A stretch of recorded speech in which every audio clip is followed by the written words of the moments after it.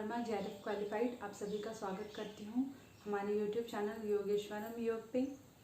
हमने last class में दूसरा चैप्टर फिनिश किया था सांख्य योग और आज तृतीय अध्याय श्रीमद् भगवद गीता का कर्मयोग शुरू करने जा रहे हैं। सांख्य योग में श्री कृष्ण ने बताया था कर्मयोग और ज्ञान योग दोनों के बारे में। सांख्य योग नाम का दूसरा चैप्टर है, लेकिन इसमें कर्मयोग की भी चर्चा करी थी उन्होंने। और अब आगे जो है तीसरे चैप्टर में कर्मयोग नामक जो तीसरा अध्याय इसमें कर्मयोग के बारे में विस्तार से बताएंगे। तो देखते हैं कि सबसे पहला जो मंत्र है वो अर्जुन का है। अर्जुन कहते हैं कि ज्यायसी चेत कर्मणस्ते मता बुद्धिर्जनार्दन तत्किं कर्मणि घोरे माम नियोजसी केशव। अर्थात कि अर्जुन कह रहे हैं कि हे केशव, जब आपको ऐसा लगता है कि ज्ञान ज़्यादा श्रेष्ठ है कर्म से, तो मुझे आप कर्म करने को क्यों कह रहे हो, मुझे घोर कर्म में क्यों फंसा रहे हो, युद्ध रूपी जो कर्म करने को कह रहे हो उसमें मुझे क्यों लगा रहे हो, जबकि आपने दूसरे चैप्टर सांख्य योग में कहा है कि सांख्य योग जो है वो कर्मयोग से ज़्यादा उत्तम है। तो इसीलिए आगे कहते हैं कि व्यामिश्रेणेव वाक्येन बुद्धि मोह्य सीव में तदेकं वद निश्चित्य येन श्रेयो हमाप्नुयाम। अर्थात कि जो मेरे लिए श्रेष्ठ है, ज्ञान योग या कर्म योग, आप दोनों तरह के बात करके मुझे मेरे मन को मेरी बुद्धि को विचलित कर रहे हो कि मैं कर्म योग करूं या ज्ञान योग करूं। तो जो उत्तम है, जो श्रेष्ठ है, वो आप मेरे लिए निश्चित करके बताइए कि मैं ज्ञान योग को अपनाऊं या कर्म योग को अपनाऊं, जिससे मेरा निश्चित रूप से कल्याण हो सके, अर्थात कि वो मोक्ष की प्राप्ति कर सके। तो इनके कहने के बाद श्री कृष्ण कहते हैं कि लोकेस्मिन् द्वे विधा निष्ठा पुरा प्रोक्ता मया नघ ज्ञान योगेन सांख्यानां कर्म योगेन योगिनाम। अर्थात कि दो प्रकार की निष्ठा बताई है इन्होंने। सांख्य योगियों की जो निष्ठा है वो ज्ञान योग से कहते हैं और योगियों की निष्ठा जो है वो कर्म योग से। तो ज्ञान योग और कर्म योग दो प्रकार की निष्ठा श्रीमद् भगवद गीता में बतलाई गई है। ठीक है, अब ज्ञान योग जो है वो क्या है? ज्ञान योग जो है सांख्य योगियों के लिए और योगियों के लिए क्या है? कर्म योग। ठीक है, तो जब कर्तापन के अभिमान से रहित परमात्मा में एक ही भाव से जब स्थित हो जाते हैं, ठीक है, जब साधक अपने कर्तापन के अभिमान से रहित होकर के, यानी कि ये मैं कर रहा हूँ ऐसा, तो कहते हैं कि जब कर्तापन के अभिमान से रहित योगी क्या होता है? जब कर्तापन के अभिमान से रहित हो जाता है तथा एक ही भाव से परमात्मा में स्थित हो जाता है, यानी कि उसका मन और कहीं किसी भी विषयों में नहीं भटकता है, विचलित नहीं होता है, वो नित्य निरंतर वो परमात्मा भाव में ही स्थित रहता है, अपने आत्म भाव में स्थित रहता है। ठीक है, मैं करता हूँ, ये मैं कर रहा हूँ, मैं ऐसा कर रहा हूँ, मैं वैसा कर रहा हूँ, ऐसा मेरे साथ क्यों हुआ। तो इस तरह के जितने भी अहम भाव है, ठीक है, मैं का भाव है, उन सबका जो त्याग कर देता है उसको क्या कहा गया है? इसमें सांख्य योगी कहा गया है या ज्ञान योगी कहा गया है। फिर योगी कौन है? जो कर्म योगी। कर्म योग तो हर कोई कर्म करता है, लेकिन वो योगी थोड़ी है। तो योगी कौन है? योगी वो है जो फलासक्ति का त्याग कर दे, फल की आसक्ति का त्याग करके सिर्फ भगवत प्राप्ति के लिए ही निष्काम भाव से कर्म करे। वो कौन है? वो है कर्मयोगी। ठीक है, समबुद्धि कहा है यहाँ पे। समबुद्धि यानी कि ना सुखी ना दुखी होना, एक ही भाव में रहना, वो क्या है? समबुद्धि।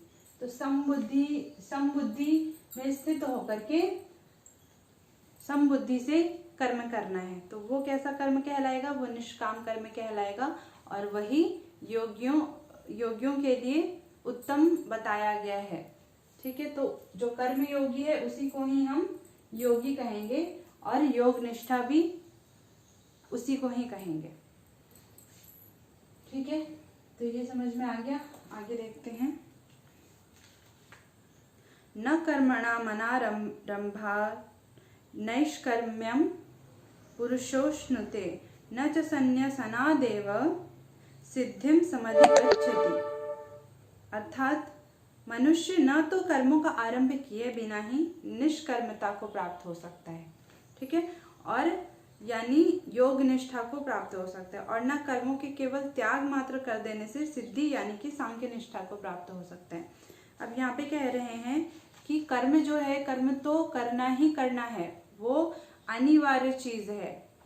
जब जैसे ही माता के गर्भ में जीवात्मा का प्रवेश होता है तभी बच्चे के शरीर में हलचल शुरू हो जाती है, यानी वो अपना कर्म शुरू कर देता है, ठीक है। जन्म के बाद भी वो अपना कर्म, हाथ पैर फेंकना, भूख प्यास लगना, रोना, ये सारे कर्म करता रहता है और जीवनोपरंत मरने तक मनुष्य जो है वो कर्म करता रहता है, ठीक है। तो कर्म जो है एक अनिवार्य चीज है, अनिवार्य वस्तु है कि ना चाहते हुए भी कर्म क्या है, करना ही होता है। तो यहाँ पे कह रहे हैं कि कर्मों का आरंभ करने से, जब हम आरंभ करेंगे तभी हम योग निष्ठा को प्राप्त करेंगे, निष्कर्मता को प्राप्त करेंगे, यानी कि निष्काम कर्म को प्राप्त करेंगे, ठीक है। अगर हम आरंभ ही नहीं करेंगे कर्मों का आरंभ ही नहीं करेंगे तो हम योग निष्ठा को कैसे प्राप्त करेंगे, हम निष्काम कर्म कैसे कर पाएंगे, ठीक है। और जो ज्ञान योगी हैं, जो ऐसा मानते हैं कि हमारे लिए कोई कर्म करना जरूरी नहीं है, हम तो सन्यासी हैं, हम तो ज्ञान योगी हैं, सांख्य योगी, तो हमारे लिए किसी भी प्रकार का कोई कर्म जो है वो निश्चित नहीं है, हमें करना जरूरी नहीं है। तो श्री कृष्ण कहते हैं कि ऐसा नहीं है, कर्मों के त्याग मात्र से, कर्मों का त्याग कर दिया तो वो ज्ञानी योगी हो गया, नहीं, ऐसा नहीं है, बल्कि उसे भी कर्म करना है, उसके लिए भी कर्म करना आवश्यक है। तो यही बात वहां पे कहते हैं कि कर्मों के केवल त्याग देने से सिद्धि की प्राप्ति नहीं हो जाती है और ना ही वो सांख्य योगी बन जाएगा, ठीक है। कर्मों का आरंभ करने से ही जो है दोनों ही रूप में, चाहे वो योग निष्ठा वाला हो या सांख्य निष्ठा वाला हो, दोनों को ही कर्म करना जरूरी है। अर्जुन ने यहाँ पे क्या पूछा कि जो ज्ञान योग श्रेष्ठ है या कर्म योग श्रेष्ठ है, तो वही श्री कृष्ण यहाँ पे उसका उत्तर दे रहे हैं कि चाहे तुम ज्ञान योगी हो चाहे तुम कर्म योगी हो, दोनों ही अवस्था में तुम्हें कर्म करना ही करना है। फिर आगे कहते हैं कि न ही कश्चित क्षणमपि जातु तिष्ठत्य कर्मकृत कार्यते ह्यवशः कर्म सर्वः प्रकृति जैर्गुणैः। अर्थात कि कोई भी मनुष्य किसी भी काल में क्षण मात्र भी बिना कर्म किए नहीं रह सकता है, क्योंकि सारा मनुष्य समुदाय प्रकृति जनित गुणों द्वारा परवश हुआ कर्म करने के लिए बाध्य किया जाता है। अब ये कर्म जो है वो कैसे होते हैं, कौन करवाता है कर्म, तो यहाँ पे कह रहे हैं कि प्रकृति जनित जो गुण है, कौन, त्रिगुण है, सत्व रज तम, ये तीनों में ही एक जब प्रकट होता है, दूसरा जब सूक्ष्म होता है, तो इसी तरीके से कभी सत्व गुण बढ़ता है, कभी रज बढ़ता है, कभी तम बढ़ता है, और उन्हीं के बेसिस पे जो है सारे मनुष्य समुदाय वो अपना अपना कर्म करते हैं। जिसके अंदर सत्व गुण प्रधान है, जो मनुष्य वो ज्यादा सत्संग में, धर्म कार्यों में प्रवीण होता है। जिसके अंदर राजसिक गुण ज्यादा है उसके अंदर चंचलता ज्यादा होती है, वो भोग विलास में लिप्त रहता है। और तामसिक गुण वाला जो है वो आलस से मद में व्याप्त रहता है, उसमें आलस में, मद में, सोने में वो व्यस्त रहता है। तो इस तरह से जो ये तीनों गुण हैं ये प्रकृति के क्या, प्रकृति द्वारा ही जनित होते हैं, प्रकृति द्वारा ही उत्पन्न होते हैं। तो इसीलिए हर मनुष्य जो है वो कर्म करना उसके लिए अनिवार्य है, प्रकृति उससे कर्म करवाती है, क्योंकि वो प्रकृति के गुणों के द्वारा वो जबरदस्ती बाध्य हो रहा है कर्म करने के लिए, ठीक है। फिर आगे कहते हैं कि कर्मेन्द्रियाणि संयम्य य आस्ते मनसा स्मरण इंद्रियार्थान विमूढ़ आत्मा मिथ्याचारः स उच्यते। अर्थात कि जो मूढ़ बुद्धि मनुष्य है, समस्त इंद्रियों को हठ पूर्वक ऊपर से रोक करके मन से उन इंद्रियों के विषयों का चिंतन करता रहता है, तो उसे क्या कहा है, मिथ्याचारी या दंभी कहा गया है।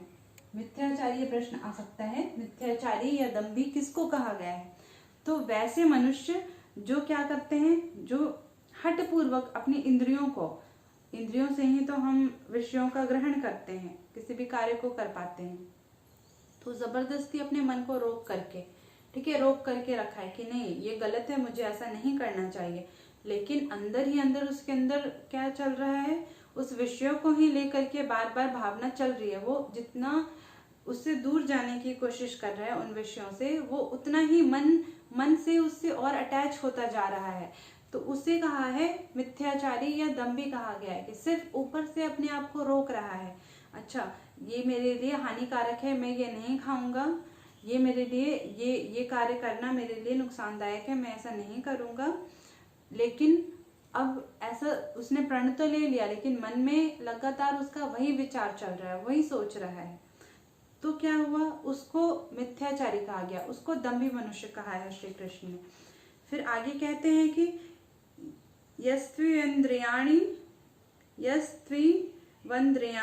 मनसा नियम्यारभतेर्जुन कर्मेन्द्रियैः कर्मयोगमसक्तः स विशिष्यते।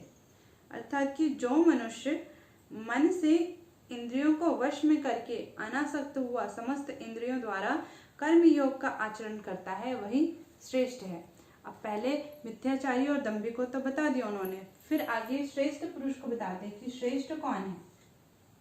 श्रेष्ठ वही है जो अपनी इंद्रियों को भी वश में रखे, अपने मन को भी वश में रखे, ठीक है, इंद्रियों को वश में करके और अनासक्त होकर के कर्मयोग करे, यानी कि फल की इच्छा ना रखे। अगर वो कोई कर्म कर रहा है तो उसमें फल की इच्छा का त्याग करके ही वो कर्म कर रहा है, उसमें आसक्त नहीं हो रहा है। उस कर्म में अगर उसे उसका फल लाभ मिलता है या हानि होती है तो भी उसका विचार किए बिना वो बस अपना कर्म करता जा रहा है, क्योंकि उसने अपनी इंद्रियों को अपने वश में कर रखा है, अपने मन को अपने कंट्रोल में कर रखा है। उसने जबरदस्ती नहीं रोका, बल्कि अभ्यास और वैराग्य के द्वारा उसने अपनी इंद्रियों को, अपने मन को जो है ऐसा अभ्यास कर दिया है कि वो कंट्रोल रहे। तो उसको कहा है श्री कृष्ण ने कि वही मनुष्य जो है वो सर्वश्रेष्ठ है। फिर आगे है नियतम कुरु कर्मत्वं कर्म ज्यायो ह्यकर्मणः शरीर यात्रापि च तेन प्रसिद्धयेद कर्मणः।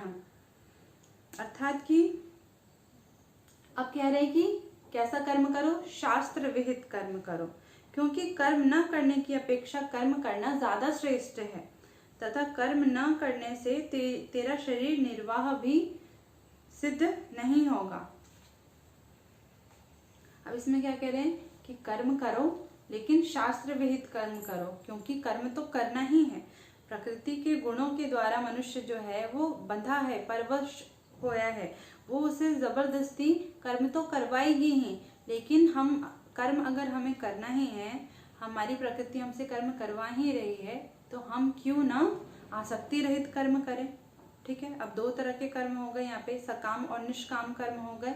तो निष्काम कर्म क्यों ना करें, सकाम कर्म क्यों करें जो हमें दोबारा से बंधनों में डालेगा। तो इसीलिए कहा है कि निष्काम कर्म करो। और निष्काम कर्म कैसे हैं, जो शास्त्रों में जिन कर्मों का वर्णन है, शास्त्र विहित कर्म, वैसे कर्म करने की आज्ञा देते हैं। किस प्रकार के कर्म करने चाहिए, तो शास्त्र विहित कर्म करने चाहिए। अब शास्त्र विहित कर्म कैसे हैं वो आगे बताते हैं। यज्ञार्थात् कर्मणोऽन्यत्र लोको यम कर्म बंधनः तदर्थम कर्म कौन्तेय मुक्त संगः समाचर। अर्थात कि यज्ञ के निमित्त किए जाने वाले कर्मों से अतिरिक्त दूसरे कर्मों में लगा हुआ यह मनुष्य समुदाय कर्मों से बंधता है, इसीलिए आसक्ति रहित होकर के उस यज्ञ के निमित्त ही भली भांति कर्तव्य कर्म कर। कर्तव्य कर्म किसको कहा है कि जो यज्ञ के निमित्त किए गए जो कर्म है, यज्ञ के निमित्त किए जाने वाले कर्म, वो क्या है, वो मोक्षदायक है। ठीक है, और बाकी जो दूसरे कर्म है, ठीक है, किसी पे उपकार करना, दान दक्षिणा देना, तो ये सारे क्या है, ये सारे इन सारे कर्मों को श्री कृष्ण ने सकाम कर्म, आसक्त कर्म बताया है, अनासक्त कर्म नहीं है। अनासक्त कर्म जो है वो यज्ञ के निमित्त किए हुए कर्म है, जिसका वर्णन वो आगे विस्तार से 6ठे अध्याय में करेंगे।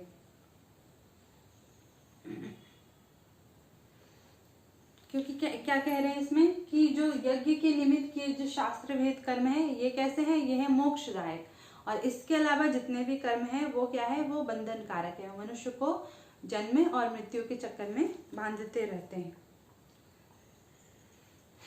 आगे कहते हैं कि सह यज्ञ प्रजा सृष्ट्वा पुरोवाच प्रजापतिः अनेन प्रसविष्यध्व मेषवोस्त्विष्ट कामधुक्। अर्थात प्रजापति ब्रह्मा ने कल्प के आदि में यज्ञ सहित प्रजाओं को रचकर उनसे कहा कि तुम लोग उस यज्ञ के द्वारा वृद्धि को प्राप्त हो और यह यज्ञ तुम लोगों को इच्छित भोग देने वाला हो। अब प्रजापति ब्रह्मा कौन है? ब्रह्म जो है वो एक ही है। ब्रह्म यानी कि जिसने इस सृष्टि की रचना करी वो ब्रह्म है। तो जब कल्प की आदि में यानी कि जब सृष्टि रचना कर रहे थे उस वक्त ही परमात्मा ने यज्ञ को भी रचा। ठीक है, यज्ञ सहित प्रजाओं को रचा और उनसे कहा, सारे मनुष्य समुदायों की रचना करी, साथ ही साथ यज्ञ की रचना करी और उनसे कहा कि तुम लोग इस यज्ञ के द्वारा वृद्धि को प्राप्त हो। उन्होंने सोचा कि आखिर वृद्धि कैसे हो, तो यज्ञ की रचना करके उन्होंने बोला कि यज्ञ के द्वारा तुम लोग यज्ञ करोगे तो उससे तुम्हारे धन संपत्ति में, तुम्हारे विचारों में, हर चीज में क्या होगी, वृद्धि होगी और यह यज्ञ तुम लोगों को इच्छित भोग देने वाला हो। ठीक है, तो जो इच्छित भोग है वो ये इस यज्ञ से प्राप्त होंगे। फिर आगे कहते कि देवान भावयतानेन ते देवा भावयन्तु वः परस्परम भावयन्तः श्रेयः परमवाप्स्यथ। अर्थात कि तुम लोग इस यज्ञ के द्वारा देवताओं को उन्नत करो और वे देवता तुम लोगों को उन्नत करें। इस प्रकार निस्वार्थ भाव से एक दूसरे को उन्नत करते रहो। यहाँ पे भी क्या आया है, निस्वार्थ भाव आया है। ठीक है, अनासक्त भाव आया है। क्या कह रहे हैं कि देवता और मनुष्य ये एक दूसरे को ही उन्नत करते रहें। कैसे? यज्ञ के द्वारा। मनुष्य समुदाय यज्ञ करेगा तो उस यज्ञ से जो आहुति पड़ेगी उससे उन देवताओं को लाभ होगा और देवता उसके बदले उन मनुष्य समुदाय को इच्छित वस्तु, जो भोग की वस्तु है, जो भी चाहिए वो उनको प्रदान करेंगे। तो इसी तरीके से एक सामंजस्य बना रहेगा। तो देवता और मनुष्य दोनों एक दूसरे से मिलजुल करके और एक दूसरे के लिए जो है वो कार्य करते रहेंगे। मनुष्य समुदाय यज्ञ करेंगे और देवता उस यज्ञ के बदले उनको इच्छित वरदान, इच्छित वस्तुएं, भोग वस्तुएं वो प्रदान करेंगे। फिर आगे है कि इष्टान भोगान ही वो देवा दास्यन्ते यज्ञ भाविताः तैर्दत्तान प्रदायेभ्यो यो भुक्ते स्तेन एव सह। अर्थात यज्ञ के द्वारा जो बढ़ाए हुए देवता हैं वो तुम लोगों को बिना ही मांगे इच्छित वरदान, इच्छित भोग निश्चित ही देते रहेंगे। इस प्रकार उन देवताओं के द्वारा दिए हुए जो भी भोग है वो पुरुष अगर उनको बिना दिए स्वयं भोगता है तो उसको क्या कहा है, चोर कहा है। ये प्रश्न आता है कि चोर कौन है? तो देवताओं ने तो तुम्हें इच्छित, बिना मांगे इच्छित वस्तुएं दी, इच्छित भोग वस्तुएं दी, लेकिन मनुष्यों ने क्या किया, उनको बिना वापस, उसके बदले बिना वापस दिए वो स्वयं ही उनको भोगते रहे, यज्ञ नहीं किया। तो वो क्या कहलाए, वो चोर कहलाए। जैसे कि हमारे यहाँ भारतवर्ष में विधान है कि अगर कोई हमारे यहाँ अगर कोई कुटुंब आता है, ठीक है, कोई गेस्ट आते हैं, वो अगर कुछ लेकर के आते हैं अपने साथ, कोई चीज़ें लेकर के आते हैं, ठीक है, मिठाई या फल वगैरह लेकर के आते हैं, तो हम क्या करते हैं, हमारा क्या संस्कार है कि हम पहले उसमें से उस मेहमान को, उस गेस्ट को निकाल करके देते हैं। उसके बाद हम स्वयं उसको ग्रहण करते हैं। तो अगर हम ऐसा ना करें तो क्या होगा, ये हमारे संस्कार के विरुद्ध होगा, ये हमारा संस्कार नहीं है। तो यही चीज यहाँ पे भी कहा गया है कि जो भोग की वस्तु देवता तो हमें दे रहे हैं, लेकिन हमें भी तो उनको वापस देना है। अगर हम उनको वापस नहीं देते, अगर वो मेहमान जो मिठाई लाए अगर हमने उनको नहीं खिलाया, सारा हमने ही खा लिया, तो ये क्या है, एक तरह से यहाँ पे कहा जा रहा है कि उसे चोर कहा गया है। ठीक है, चोरी की परिभाषा ये है कि हमने ले लिया लेकिन हमने वापस दिया नहीं। तो इस श्लोक में जो है ये क्लियर हो रहा है कि चोर कौन है। ठीक है, आगे देखते हैं। यज्ञ शिष्टाशिनः संतो मुच्यन्ते सर्वकिल विषयैः भुञ्जते ते त्वघं पापा ये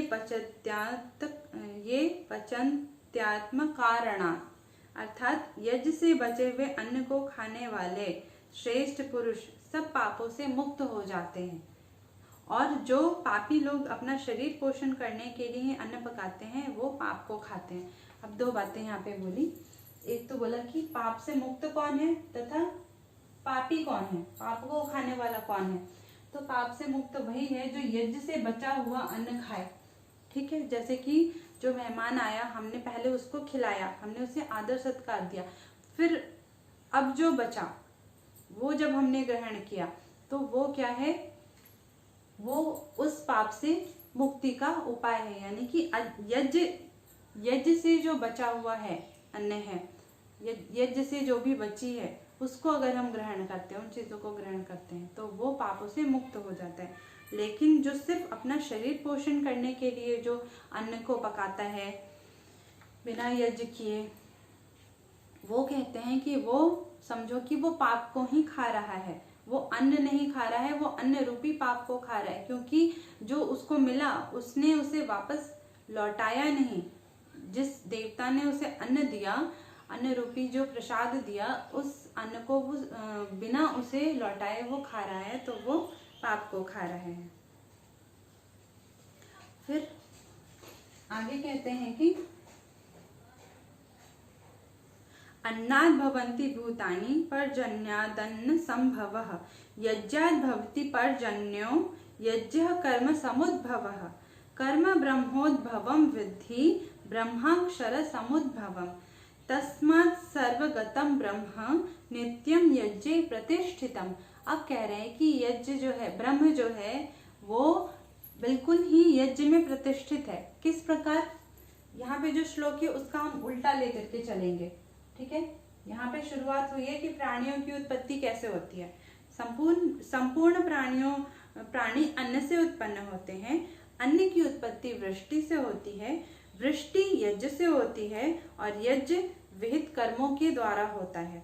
ठीक है, और कर्म समुदाय, जितने भी कर्म समुदाय हैं वो वेद से उत्पन्न हुए हैं। और वेद कहाँ से उत्पन्न हुए हैं, वेद अविनाशी परमात्मा से उत्पन्न हुए। तो इस बात से सिद्ध होता है कि जो सर्वव्यापी परमात्मा है वह यज्ञ में प्रतिष्ठित है। ठीक है, परमात्मा से क्या हुआ, अन्न की उत्पत्ति हुई। फिर अन्न कहाँ से उत्पन्न हुए, वेद से उत्पन्न हुए। वेद कहाँ से उत्पन्न हुए, परमात्मा से वेद उत्पन्न हुए। परमात्मा से किसकी उत्पत्ति हुई, वेदों की उत्पत्ति हुई। ठीक है, वेदों से किसकी उत्पत्ति हुई, कर्म के समुदाय की उत्पत्ति हुई कि क्या क्या कर्म करने चाहिए, वो सारे कर्मों के समुदाय की उत्पत्ति हुई। फिर कर्म समुदाय में ही यज्ञ जो है, यज्ञ का वर्णन है, तो कर्म समुदाय से यज्ञ की उत्पत्ति हुई। फिर यज्ञ करने से क्या हुआ, वृष्टि हुई। ठीक है, वृष्टि होने से, वृष्टि यानी कि वर्षा होने से अन्न उत्पन्न हुए। जब अन्न उत्पन्न हुए, उस अन्न को खा करके ही हमारा शरीर बना है, अर्थात कि इस अन्न से ही प्राणियों की उत्पत्ति हुई है। तो इसीलिए कह रहे हैं कि इससे प्रूव होता है कि यज्ञ की उत्पत्ति परमात्मा से हुई है। ठीक है, तो यज्ञ, परमात्मा जो है वो यज्ञ में प्रतिष्ठित है। तो इसीलिए हमें पहले यज्ञ करके फिर यज्ञ से जो बचा हुआ जो अन्न है वो प्रसाद रूप में ग्रहण करना चाहिए। तो उससे क्या होता है, सभी प्रकार के पापों से मुक्ति मिलती है, ऐसा कहा गया है। आगे कहते हैं कि एवं प्रवर्तितम चक्रम नानुवर्तयतीह यः अघायुरिंद्रिया रामो मोघम पाथ स जीवति। अर्थात जो पुरुष इस लोक में इस प्रकार परंपरा से प्रचलित जो सृष्टि चक्र है उसके अनुकूल नहीं बरतता, अर्थात अपने कर्तव्य का पालन नहीं करता, वह इंद्रियों के द्वारा भोगों में रमण करने वाला पापायु पुरुष व्यर्थ ही जीता है। क्या कह रहे हैं यहाँ पे कि पापायु पुरुष, ठीक है, वो धरती पे क्या है, एक बोझ की तरह है, वो व्यर्थ ही जीवित है, क्योंकि ये जो चक्र बताया, जो सृष्टि चक्र बताया, इसके जो अनुकूल नहीं बरत रहा, ठीक है, ये पूरा सृष्टि चक्र चल रहा है, ठीक है, बीच में हमने इसे तोड़ दिया, अगर हमने यज्ञ नहीं किया तो ये सृष्टि चक्र टूट गया। इसके टूटने के बाद क्या होता है, सृष्टि चक्र के अनुकूल नहीं बरतता है, ठीक है, अर्थात अपने कर्तव्य का पालन वो नहीं कर रहा है। क्या है हमारा कर्तव्य, क्या है हमारा कर्तव्य है कि जिन देवताओं ने हमें दिया, हमें उनको वापस वो चीज देना है, तभी ये चक्र जो है वो चलता रहेगा। तो अगर ऐसा नहीं किया, वह इंद्रियों के द्वारा भोगों में रमण करने वाला, वो क्या है, सिर्फ इंद्रिय भोगों में ही व्यस्त है, वो वस्तुओं को भोगने में ही व्यस्त है, बाकी जो उसका कर्तव्य पालन है उसको नहीं कर रहा है, तो वो क्या है, वो मनुष्य व्यर्थ ही जीवित है, यानी कि इस धरती पे बोझ के समान है। अगला है यस्त्वात्म रतिरेव स्यादात्म तृप्तश्च मानवः आत्मन्येव च संतुष्टस् तस्य कार्यं न विद्यते। जो मनुष्य आत्मा में ही रमण करने वाला है, ठीक है, और आत्मा में ही तृप्त है तथा आत्मा में ही संतुष्ट है, उसके लिए कोई भी कर्तव्य कर्म नहीं है। कर्तव्य कर्म किसके लिए नहीं है, किसके लिए कोई भी कर्तव्य कर्म नहीं है, जो मनुष्य जो आत्मा में रमण करने वाला है, यानी कि जब उसको योग साधना के द्वारा आत्म साक्षात्कार की प्राप्ति होती है, तो वो निरंतर वो अपने आत्म भाव में ही स्थित रहता है, आत्म भाव में ही रमण करता है, अपने आप में ही, आत्मा से आत्मा में ही तृप्त है, बाकी उसे किसी भी भोग विलास से कोई मतलब नहीं है, ठीक है, और उसी में ही संतुष्ट है। तो वो उसको क्या कहा गया है, उसके लिए कोई भी कार्य करना उसके लिए कर्तव्य नहीं है। ऐसा बिल्कुल भी जरूरी नहीं है कि कर्म करना उसको जरूरी नहीं है, ठीक है, सिंपल सी बात। लेकिन कर्म अगर नहीं करेगा तो जो श्रेष्ठ पुरुष है, जो ऐसे लोग हैं, अगर वो कर्म नहीं करेंगे तो उनको देख करके दूसरे लोग भी अपना काम धाम छोड़ करके बैठ जाएंगे। तो इसके बाद हम नेक्स्ट क्लास में आगे के श्लोक देखेंगे, तीसरा अध्याय खत्म करेंगे।